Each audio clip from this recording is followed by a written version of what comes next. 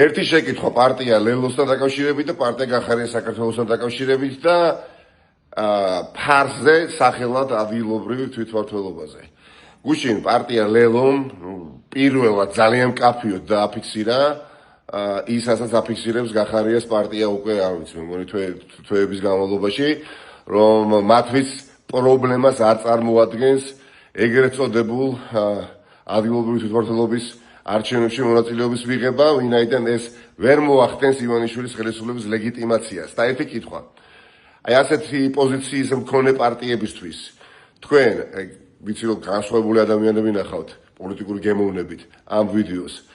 წახვიდოდით არჩევნებზე და ხმას მიცემდით აი ასეთი პოზიციის მქონე პარტიებს? თუ შეიძლება კი ან არა, რომ დავწეროთ კომენტარებში. მნიშვნელოვანია ყველა, მათ შორის პარტია ლელოს წარმომადგენლება და გახარიას პარტიის წარმომადგენლებაც ნახონ, წაიკითხონ, დაფიქრდნენ და ასე შემდეგ და ასე შემდეგ.